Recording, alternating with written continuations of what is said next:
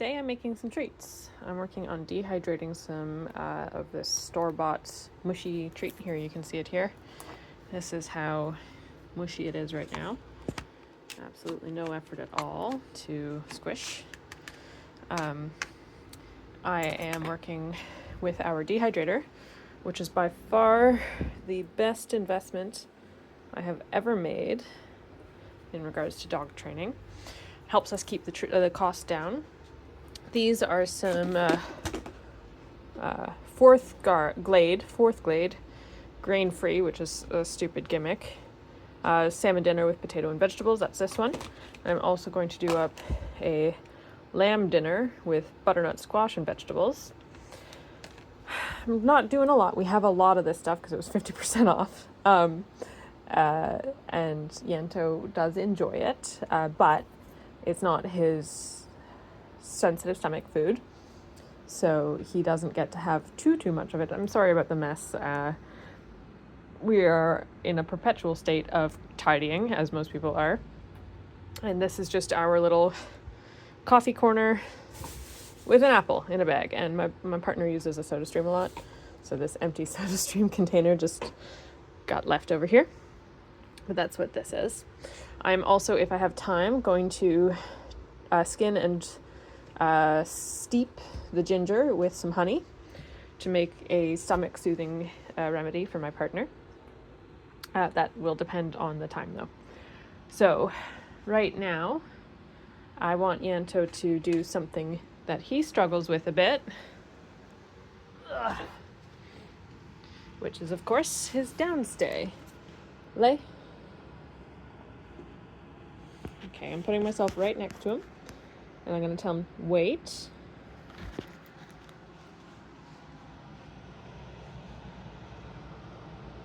And he gets this as a reward. Good boy. Okay, there you go.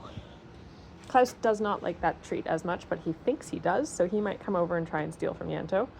But if I gave him any, he would simply refuse to eat it.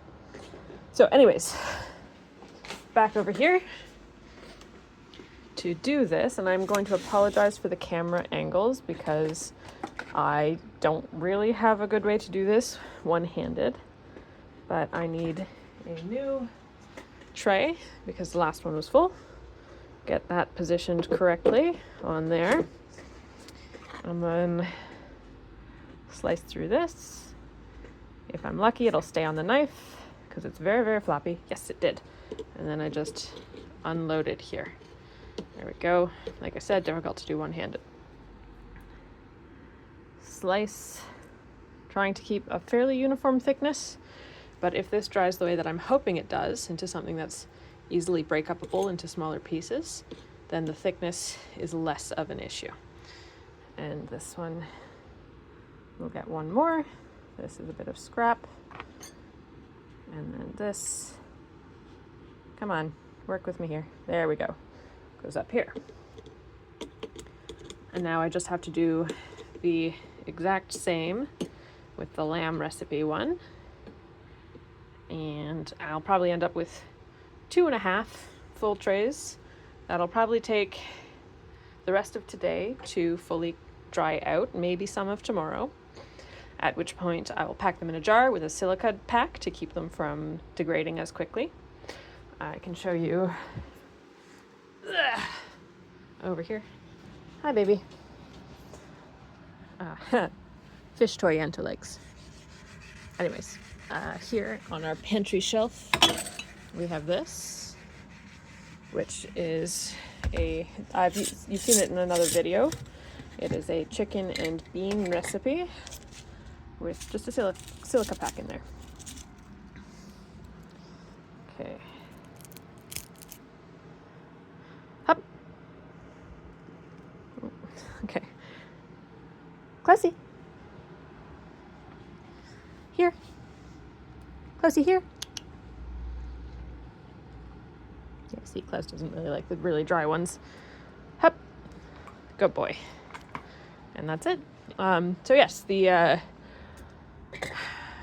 other dinner snacks that we make will go into a jar very similar to this one with a silica pack, but the drying out of it is the preservation technique. We don't do this to the soup because it would be way too much work, and we just would have to rehydrate it for the dinner anyways. But any other treats that we make for the dogs goes in the dehydrator, because that means that it lasts longer, so we can make it in bulk.